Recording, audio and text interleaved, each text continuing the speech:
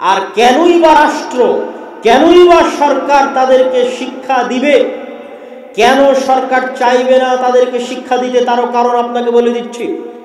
শিক্ষা মানুষকে আত্মমর্যাদা দেয়, শিক্ষা মানুষকে আত্মসম্মান দেয়। যখন মানুষ আত্মমর্যাদা এবং আত্মসম্মান পায় তখন মানুষ আর গোলামি করে না, তখন মানুষ 10 টাকা 5 টাকার সামনে বিক্রি হয় না। কিন্তু যখন মানুষের কাছে শিক্ষা থাকে না, যখন মানুষ মদখোর হয়, জুয়াখোর হয়, গাঞ্জাখোর হয়, তখন তাকে 5টা টাকা দিয়ে বলতে পারবেন ওকে মেরে দাও, 5টা টাকা দিয়ে বলতে পারবেন অমুক গাড়িতে আগুন দাও, 5টা টাকা দিয়ে বলতে পারবেন অমুক বাসে আগুন দাও, তখন সে বিক্রি হয়ে যাবে। সম্মানিত উপস্থিতি, আর ক্ষমতা ধরে রাখার জন্য, ক্ষমতা টিকিয়ে রাখার জন্য আমার এরকম 5টা 10টা মদখোর, গুন্ডা, জুয়াখোর, গাঞ্জাখোর দরকার, শিক্ষিত লোকের দরকার নাই। তাহলে যেহেতু আমার ক্ষমতা টিকিয়ে রাখার জন্য মদখোর, জুয়াখোর, গাঞ্জাখোরের দরকার, গুন্ডার দরকার, তাহলে কেন আমি আপনাকে শিক্ষিত করব? কেন আমি আপনাকে উচ্চ শিক্ষায় শিক্ষিত করে আমার ক্ষমতাকে হুমকির মুখে ফেলে দিব? এটা কখনোই এই তৃতীয় বিশ্বের দেশের রাষ্ট্রপ্রধানেরা কখনোই চায় না। এবং আপনি অশিক্ষিত থাকলেও সরকারের লাভ আছে, মূর্খ থাকলেও সরকারের লাভ আছে। কি সেই লাভ? বাংলাদেশে গার্মেন্টস আছে কি জন্য? আপনি অল্প পরিশ্রমের বিনিময়ে কাজ করেন, অল্প বেতনে কাজ করেন, এই জন্য বাংলাদেশে গার্মেন্টস টিকে আছে। কেন অল্প বেতনে কাজ করেন? ওই লেভেলের শিক্ষা আপনার নাই, এই জন্য আপনি অল্প বেতনে কাজ করেন। আপনি মধ্যপ্রাচ্যের লেবারির চাকরি কেন পাচ্ছেন? আপনি যত অল্প বেতনে মধ্যপ্রাচ্যে ঝাড়ু দিয়ে দেন, রাস্তা পরিষ্কার করে দেন, পৃথিবীর আর কোনো জাতি অত অল্প বেতনে কাজ করে না, এই জন্য আপনি মধ্যপ্রাচ্যের ভিসা পাচ্ছেন। তাহলে আপনি অশিক্ষিত, বিদেশে গিয়ে আপনি দেশের জন্য রেমিটেন্স পাঠাচ্ছেন, গার্মেন্টসে চাকরি করে আপনি দেশের জন্য রেমিটেন্স আনছেন, তাহলে আপনাকে শিক্ষিত করে আমার লাভ কি? একে তো আপনাকে মূর্খ রাখাই, অশিক্ষিত রাখাই, আপনাকে আমি টাকার বিনিময়ে ক্রয় করে নিতে পারছি, আর দ্বিতীয়ত আপনার মাধ্যমে আমার দেশে রেমিটেন্সও আসতেছে। সম্মানিত উপস্থিতি, কি বলছিলাম সারা বিশ্ব মুসলমানদের শিক্ষার ভয়াবহ অবস্থার কথা। ইউরোপ আমেরিকার অবস্থা তুলে ধরলাম, বাংলাদেশের মুসলমানদের অবস্থা তুলে ধরলাম।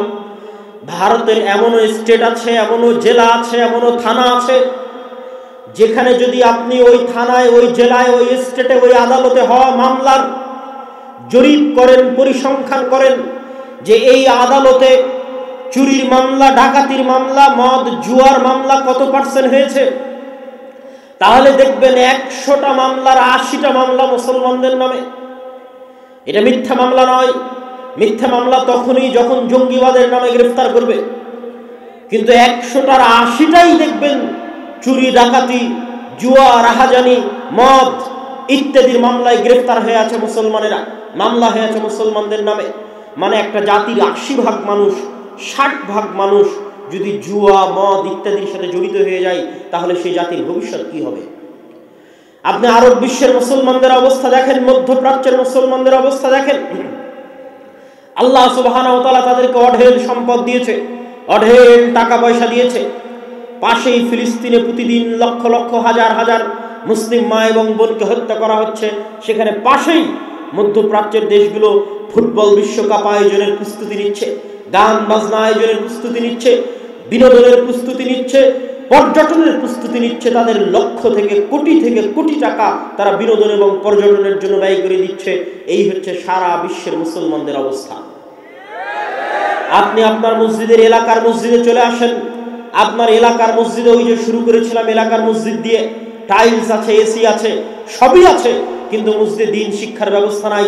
আপনাদের উদ্দেশ্যে একটা প্রশ্ন করতে চাই, মসজিদের এলাকার আশেপাশের পুরো গ্রাম যদি মদখোর, জুয়াখোরে পরিপূর্ণ হয়ে যায়, তাহলে স্বর্ণের মসজিদ দিয়ে আপনি কি করবেন বলেন? স্বর্ণের মসজিদ দিয়ে আপনার কি কাজ? আর যদি মসজিদই না থাকে, ওই মসজিদের টাইলস, এসি, লাইট, ফ্যান বাজারে বিক্রি করে দিয়ে অত্র অঞ্চলের মুসলমানের সন্তানের যদি শিক্ষার ব্যবস্থা করেন, দ্বীন শিক্ষার ব্যবস্থা করেন, মসজিদ লাগবে না, মানুষ খোলা মাঠে সালাত আদায় করবে। জুইলাত লিয়াল আরদু মাসজিদা, আমার জন্য পুরো পৃথিবীকে মসজিদ বানিয়ে দেওয়া হয়েছে। সম্মানিত উপস্থিতি, এই জন্য মসজিদ ভিত্তিক দ্বীন শিক্ষার গুরুত্ব আমি আপনাকে আরো এক ধাপ এগিয়ে বলি। ইউরোপিয়ান এবং আমেরিকানরা কিভাবে চিন্তা করে তাদের চিন্তাটা আপনার সাথে শেয়ার করি। যে আপনি যদি আজকে আপনার মসজিদের কমিটির সদস্য করে দেন 5 জন ইউরোপিয়ানকে, 5 জন আমেরিকানকে, তাহলে তারা কি করবে?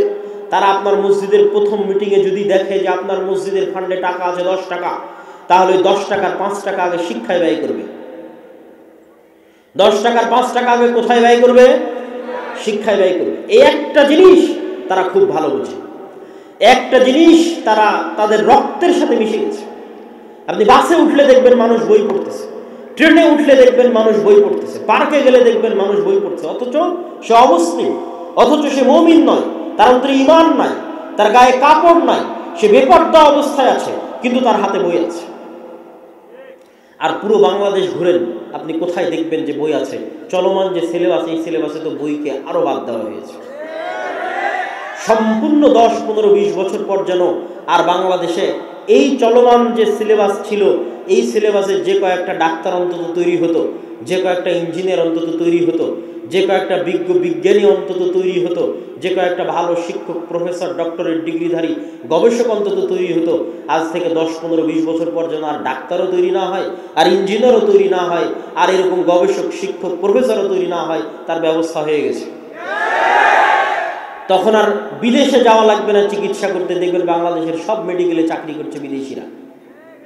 দেশের ডাক্তারই নাই তো কি করবে? তখন ওই যেমন পদ্মা সেতুতে আমাদের ইঞ্জিনিয়ার নাই, সব লেবার আমরা, তো দেখবেন সব মেডিকেল ক্লিনিকের আমাদের ডাক্তার নাই। আমরা তখন আপনাদের এই রোহনপুরের মানুষ তখন মেডিকেল ক্লিনিকের পরিচ্ছন্ন কর্মী, আর ডাক্তারগুলো সব বিদেশ থেকে আসছে। সব বিশ্ববিদ্যালয়ের টিচারগুলো দেখবেন বিদেশ থেকে আসছে, দেশের টাকা সব বিদেশে পাচার। তো 10, 15, 20 বছর পরে এই যে চলমান যে সিলেবাস, এই সিলেবাস চলতে থাকলে আর ওইভাবে আমাদের যতটুকু অন্তত শিক্ষার জায়গা ছিল, উন্নয়নের জায়গা ছিল, সেটিও আমরা হারিয়ে ফেলব। সম্মানিত উপস্থিতি, বলছিলাম আমরা তো আর সামগ্রিক পরিবর্তনটা করতে পারবো না দেশে, সেই সক্ষমতা, সেই সাধ্য আল্লাহ সুবহানাহু ওয়া তাআলা আমাদের দেয়নি, কিন্তু আমরা আমাদের জায়গা থেকে দিনের লেভেলটা অন্তত আমাদের সন্তানকে দিতে পারবো। এই জন্য আপনাদের সংকল্প হতে হবে, দৃঢ় সংকল্প হতে হবে, একজন মুসলমানের সন্তানও যেন এই বছর থেকে, আগামী বছর থেকে, জানুয়ারি থেকে স্কুলের বারান্দায় ততক্ষণ পর্যন্ত পা দিবে না যতক্ষণ না তার মসজিদে বক্তব্যের সিলেবাস কমপ্লিট না করেছে। এই সংকল্প, এই দৃঢ় চেতনা আপনাকে এখান থেকে নিয়ে বিদায় নিতে হবে। দেশকে স্বাধীন রাখার জন্য আপনাদের বাপদাদারা ব্রিটিশ আমলে এই চিন্তা তাদের মাথায় এসেছিল, তারা মসজিদকে কাজে লাগিয়ে আমাদের দিনকে, আমাদের ধর্মকে সুরক্ষিত করেছে। আজ স্কুলের সিলেবাস যেই জায়গায় গেছে, আপনার সন্তানের দিন এবং পরবর্তী ভবিষ্যৎ প্রজন্মকে বাঁচাতে, দেশকে বাঁচাতে, দেশের ভবিষ্যৎ জাতিকে বাঁচাতে মসজিদ ভিত্তিক দিন শিক্ষার বিকল্প নাই। আর মসজিদ ভিত্তিক দিন শিক্ষার লক্ষ্যে যদি শুধু আপনি মসজিদে কোরআন শিক্ষা দেন তাহলে হবে না। মসজিদে কোরআন শিক্ষার পাশাপাশি মৌলিক দিন শিক্ষার ব্যবস্থা রাখতে হবে। আমি আমার বক্তব্য আপনাদেরকে আরো কিছুক্ষণ বক্তব্য দীর্ঘায়িত হবে, আপনারা এলোমেলো বা উঠে যাওয়ার চেষ্টা করবেন না। তবে বক্তব্যের এই পর্যায়ে আমি একটু আহ্বান জানাবো, যারা স্বেচ্ছাসেবক আছে তারা যদি অত্র প্রতিষ্ঠানের সহযোগিতার জন্য, অত্র প্রতিষ্ঠানের দানের জন্য, আপনারা যারা এখন উপস্থিত জনগণ আছেন তাদেরকে আমি উদাত্ত আহ্বান জানাবো, বক্তব্যের মধ্যে একটু বিরতি দিয়ে আমার বক্তব্য কন্টিনিউ করতে থাকবো ইনশাল্লাহ। অত্র প্রতিষ্ঠানকে সহযোগিতা করার লক্ষ্যে অত্র বিশাল ইসলামী সম্মেলন, সকল বক্তাকে ঢাকা থেকে আনতে হয়েছে। আমরা তো প্রোগ্রাম আয়োজন করি, আমরা বুঝি আসলে একটা প্রোগ্রাম আয়োজন করতে কেমন খরচ, আর কেমনই বা কষ্ট, আর কেমনই বা টেনশন। তো আজকে এখানে যতগুলো বক্তা এখানে যাদেরকে নাম দেওয়া আছে, প্রায় সবাইকে ঢাকা থেকে আনতে হয়েছে, মানে সবাইকে বিমানের টিকিট দিতে হয়েছে। সবাইকে বিমানের টিকিট দিতে হয়েছে মানে অনেক অর্থের ব্যাপার। তারপরে খাওয়া দাওয়া, যাতায়াত, প্যান্ডেল সব মিলিয়ে যেখানে অত্র অনুষ্ঠান থেকে কিছু উঠিয়ে প্রতিষ্ঠান চালানো হবে, আমার মনে হয় না সেটা সম্ভব হবে। তো তারপরেও যদি আপনাদের পক্ষে সম্ভব হয়, অত্র প্রতিষ্ঠানকে সহযোগিতা করার লক্ষ্যে আপনারা আপনাদের সহযোগিতার হাত বাড়িয়ে দিবেন। আমি স্বেচ্ছাসেবকদের ভিতরে যাওয়ার অনুরোধ জানাচ্ছি, জানিয়ে আমি আমার বক্তব্য সামনে আগাচ্ছি। আমার বক্তব্যের এই পর্যায়ের অংশ হচ্ছে মসজিদ ভিত্তিক দিন শিক্ষা মানে শুধু কোরআন নয়। শুধু কোরআন শিখিয়ে আপনি আপনার বাচ্চাকে পরিপূর্ণ দিন শিখাতে পারবেন না। পুরো বক্তব্যের একটা প্যাকেজ সিলেবাস থাকতে হবে, যে প্যাকেজ সিলেবাসের মধ্যে আপনার সন্তান কোরআনও শিখবে, আপনার সন্তান দিনের মৌলিক জ্ঞানও শিখবে। এবং আলহামদুলিল্লাহ আমরা জামিয়া সালাফিয়ার পক্ষ থেকে, দাওয়ায়ে আল্লাহর পক্ষ থেকে বক্তব্যের জন্য প্রাথমিক সিলেবাস আমরা আপনাদের সামনে নিয়ে এসেছি, যার উপর আমাদের শিক্ষক ট্রেনিংও শুরু হচ্ছে আগামী 16 ডিসেম্বর থেকে। এই দুটো বই আমি আপনাদের দেখিয়ে বলতে চাই। একটি হচ্ছে উসমানী কায়দা। আমরা উসমান ইবনে আফফান, যিনি কোরআনকে তার আসল অবস্থার উপর জমা করে বাকি সকল বিভিন্ন বিকৃত কোরআনকে জ্বালিয়ে আসল অবস্থার উপর কোরআনকে রেখেছিলেন, সে উসমান ইবনে আফফান রাদিয়াল্লাহু তাআলা আনহুর নামের দিকে নিসবত করে যে কোনো প্রকার ভুল থেকে মুক্ত রেখে, প্রচলিত ভুল থেকে মুক্ত রেখে একটা ব্যতিক্রমধর্মী কায়দা তৈরি করা আছে উসমানী কায়দা। এই কায়দা আপনারা যদি অ্যাপসেও যান, তাহলে দাওয়ায়ে আল্লাহর অ্যাপসে গেলে এই কায়দার উচ্চারণও আপনারা পাবেন। আর এই কায়দার উপর ট্রেনিংও হবে আগামী 16 তারিখ থেকে, বিভিন্ন বক্তব্যের শিক্ষক মণ্ডলীর ট্রেনিং হবে। আর মৌলিক দিন শিক্ষার জন্য আদর্শ শিক্ষা নামে একটি বই আছে। এই দুটি বই আপনারা আমাদের স্টলে পাবেন, সামনে হাতের ডানে। সম্মানিত উপস্থিতি, বলছিলাম আপনাদেরকে আমি বক্তব্য সামনের দিকে এগিয়ে নিয়ে যাওয়ার জন্য বলতে চাচ্ছি, মসজিদ ভিত্তিক দিন শিক্ষা, মসজিদ ভিত্তিক কোরআন শিক্ষার সবচেয়ে বড় শত্রু কে বলেন তো? একটু জোরে বলেন তো, কে? ইবলিস। মসজিদ ভিত্তিক দিন শিক্ষা, মসজিদ ভিত্তিক কোরআন শিক্ষার সবচেয়ে বড় শত্রু হচ্ছে ইবলিস। কেন আমি ইবলিসকে বললাম সবচেয়ে বড় শত্রু, তার দলিল এবার আপনাদের সামনে পেশ করি। আল্লাহ সুবহানাহু ওয়া তাআলা পবিত্র কোরআন মাজিদে বলছেন, আউযু বিল্লাহি মিনাশ শাইতানির রাজীম ফাস্তাইজ বিল, তোমরা পরিত্রাণ প্রার্থনা করো আল্লাহ সুবহানাহু ওয়া তাআলার নিকটে। কি থেকে পরিত্রাণ চাইবে? মিনাশ শাইতানির রাজীম, বিতাড়িত শয়তান থেকে। লক্ষণীয় হচ্ছে আল্লাহ সুবহানাহু ওয়া তাআলা এবং তার রাসূল অন্য সকল কাজে বিসমিল্লাহ দিয়ে শুরু করার আদেশ দিয়েছেন।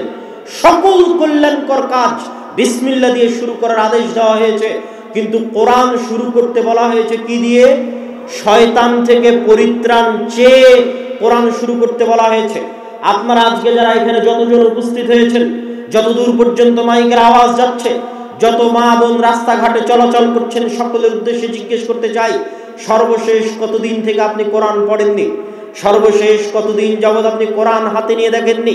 ইসআলু আনফুসাকুম, নিজেকে জিজ্ঞেস করে দেখেন। আর প্রশ্ন করেন, যতদিন থেকে আপনি কোরআন হাতে নিয়ে দেখেননি, পড়ে দেখেননি, ততদিন থেকে শয়তান আপনাকে কোরআন হাতে নিতে দেয়নি। আপনার বাড়িতে যতদিন থেকে কোরআন তেলাওয়াত হয় না, লাস্ট যতদিন থেকে আপনার বাড়িতে কোরআন তেলাওয়াত হয় না, ততদিন থেকে ওই বাড়িতে শয়তান কোরআন তেলাওয়াত করতে দেয়নি। কোরআনের সবচেয়ে বড় শত্রু হচ্ছে শয়তান। আর শয়তান কোনো কাল্পনিক চরিত্র নয়, শয়তান একটা বাস্তব চরিত্র। আমাদের সবচেয়ে বড় ভুল হচ্ছে আমরা মনে করি ভূত একটা অদৃশ্য বস্তু, সেই অদৃশ্য বস্তুতে আমরা তখনই বিশ্বাস করি যখন অসুখ হয়। রহনপুর চাঁপাইনবাবগঞ্জের মানুষের অসুখ হলেই ভূতে ধরে, আর সেই ভূতের চিকিৎসার জন্য চলে যায় কবিরাজের কাছে।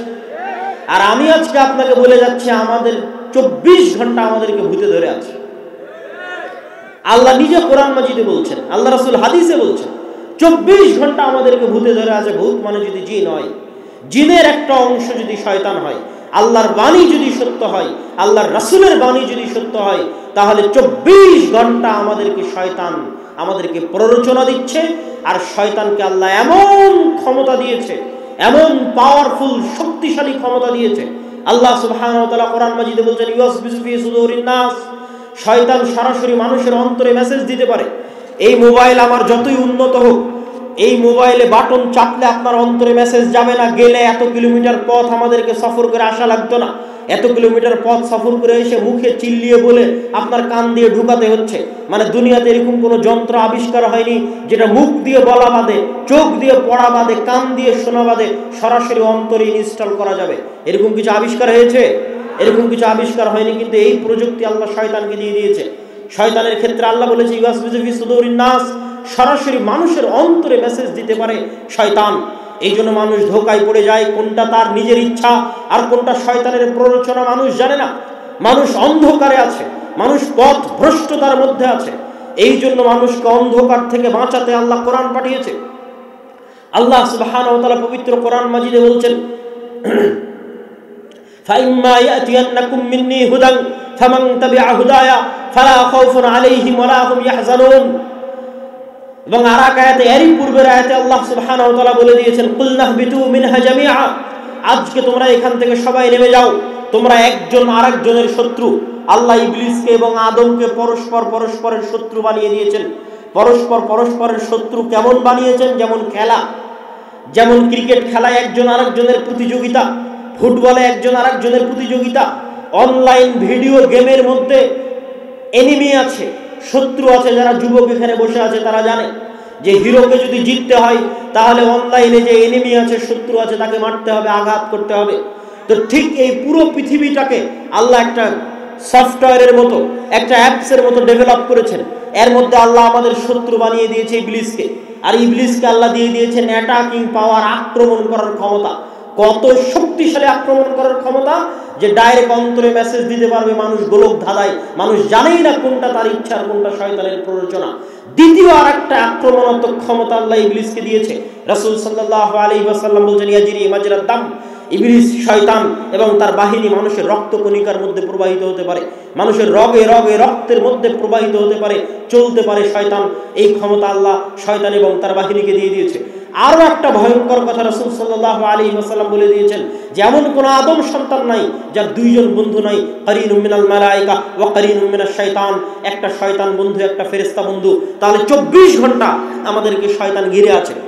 এই 24 ঘন্টা শয়তান আমাদেরকে প্ররোচনা দিচ্ছে জাহান্নামে নিয়ে যাওয়ার জন্য। এবং শয়তানের এই ওয়াদার কথা আল্লাহ কোরআন মাজিদে তুলে ধরেছেন, ওয়ালা উদিল্লান্নাহুম ওয়ালা উমান্নিয়ান্নাহুম ওয়ালা আমুরান্নাহুম। আমি অবশ্যই আদম সন্তানকে পথভ্রষ্ট করবই করব। ফাবিমা আগওয়াইতানি লাআকুদান্নাহুম সিরাতাকাল মুস্তাকিম। আমি অবশ্যই আদম সন্তানের জন্য সিরাতে মুস্তাকিমে চলার পথে বাধা হয়ে দাঁড়াবো।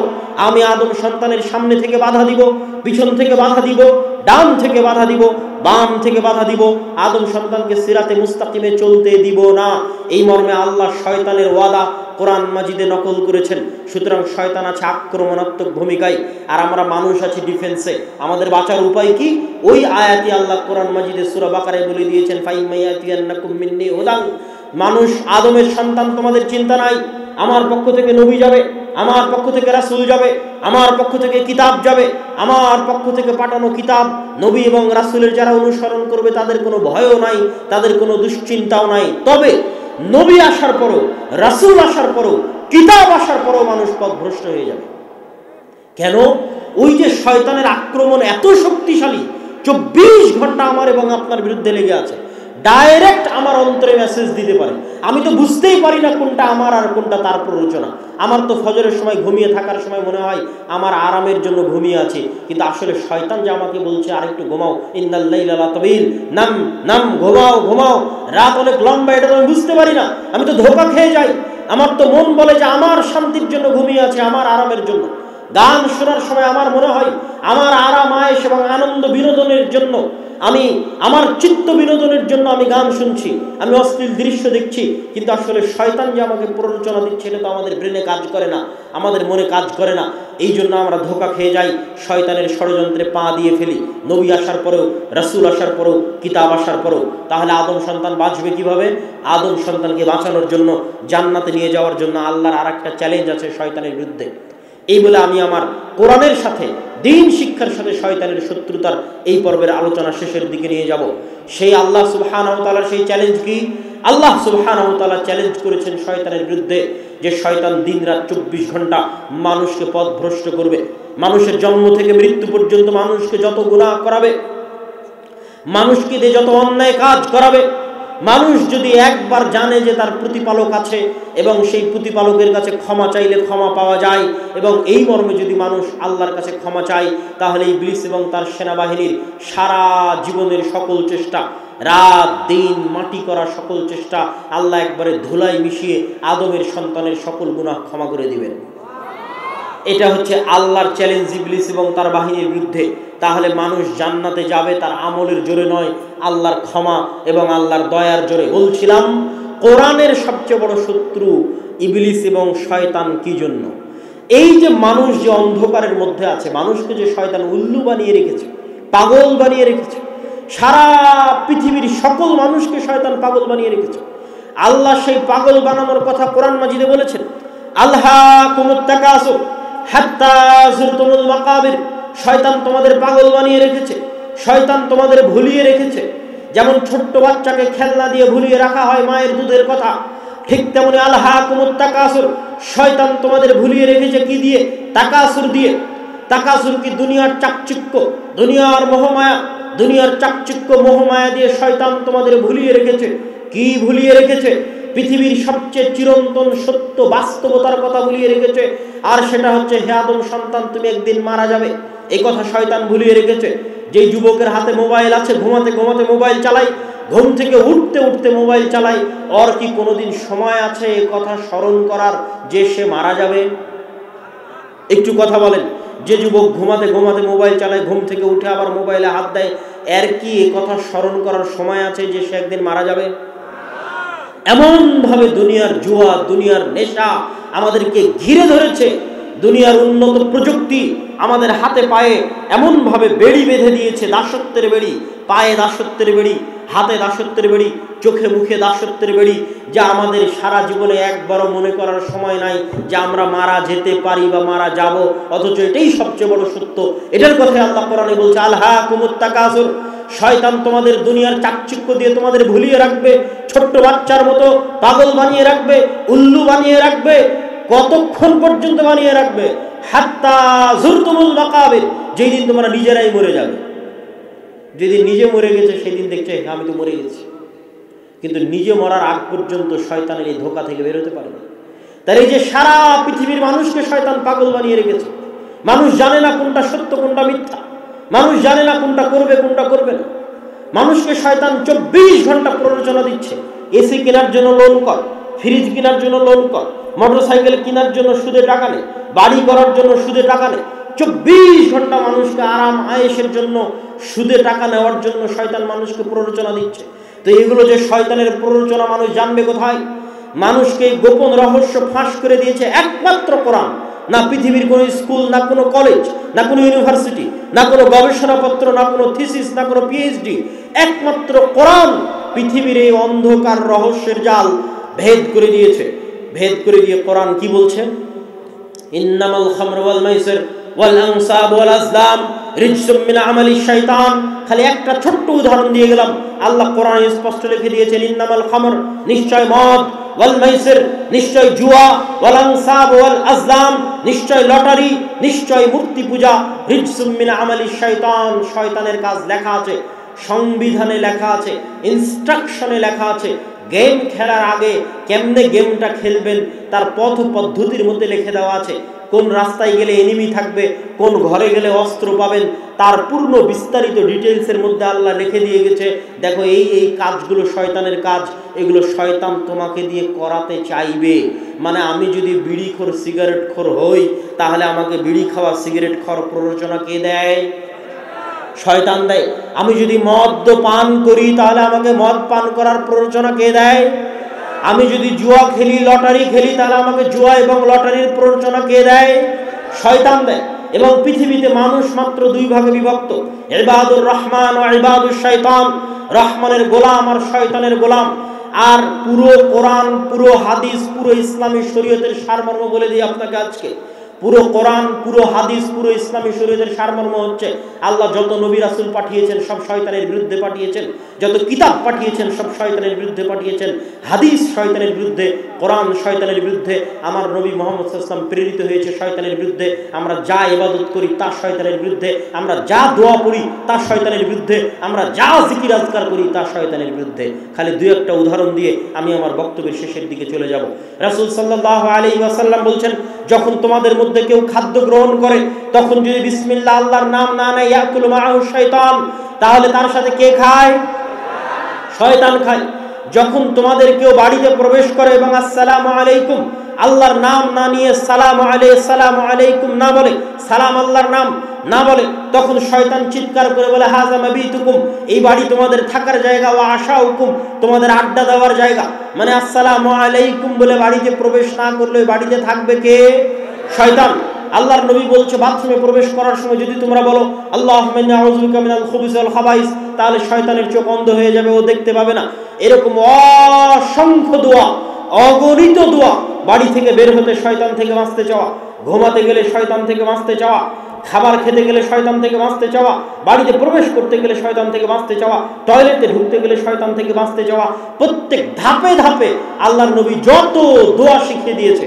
আইন রাসূল 2 অধ্যায় বই যদি তুবা পুস্তকালয়ের স্টলে পান নিয়ে যাবেন, যত দোয়া আল্লাহর নবী শিখিয়ে দিয়েছে প্রত্যেকটা দোয়া দেখবেন তিনি শয়তানের বিরুদ্ধে লাগিয়ে দিয়েছে। প্রত্যেকটা দোয়া শয়তানের বিরুদ্ধে। আপনি পুরো কোরআন পড়ে পৃষ্ঠার পর পৃষ্ঠা উল্টাতে থাকবেন আর দেখবেন আল্লাহ ধাপে ধাপে পদে পদে শয়তানের কথা বলছে আর বলছে ইন্নাশ শাইতানা লাকুম আদুউম মুবিন, নিশ্চয় শয়তান তোমাদের প্রকাশ্য শত্রু। এবার আমাকে বলেন, শয়তান কাল্পনিক চরিত্র না বাস্তব? খালি কি অসুখ হলে ভূতে ধরে না 24 ঘন্টা ভূত লেগে আছে? 24 ঘন্টা মানুষের পিছনে শয়তান লেগে আছে এবং আমাদেরকে পথভ্রষ্ট করে জাহান্নামে নিয়ে যাওয়ার চেষ্টা করছে। এটা হচ্ছে এই পৃথিবীর গেম। এই পৃথিবীর এই গেমে যদি আমরা জিততে চাই তাহলে শয়তানের বিরুদ্ধে এই লড়াই আমাদের জিততে হবে। আর শয়তানের বিরুদ্ধে এই লড়াইয়ে জিততে হলে কোরআন ছাড়া, কোরআন বুঝা ছাড়া, কোরআন পড়া ছাড়া, কোরআন শিখা ছাড়া এবং মসজিদ ভিত্তিক দ্বীন শিক্ষা বাস্তবায়ন করা ছাড়া আর দ্বিতীয় কোনো রাস্তা নাই। অতএব যারা আজকে এখানে উপস্থিত হয়েছেন, যেখান থেকে উপস্থিত হয়েছেন, চলে যাওয়ার সময় একটা জিনিস মাথায় নিয়ে যাবেন, কেমনে জামিয়া সালাফিয়ার সাথে যোগাযোগ করে, কেমনে দাওয়া ইলাল্লাহর সাথে যোগাযোগ করে মসজিদ ভিত্তিক দ্বীন শিক্ষার সিলেবাস নিয়ে, শিক্ষক ট্রেনিং আমাদের কাছ থেকে নিয়ে আপনাদের মসজিদগুলোতে মক্তব চালু করে সেই আলোকে আপনার সন্তানকে কেমনে ভবিষ্যৎ দ্বীন শেখানোর জন্য সামনের দিকে এগিয়ে নিয়ে যাবেন, আপনাদের সামনে এই দাবি, এই দাওয়া রেখে আমি আমার আজকের সংক্ষিপ্ত বক্তব্য এখানেই শেষ করছি। আল্লাহ সুবহানাহু ওয়া তাআলা এই তোফাজ্জল হক মহিলা সালাফিয়া মাদ্রাসাকে কবুল করুক, অত্র প্রোগ্রামের যারা আয়োজক আছে তাদেরকে কবুল করুক এবং আপনারা সভাপতির বক্তব্য বা সমাপনী বক্তব্য আছে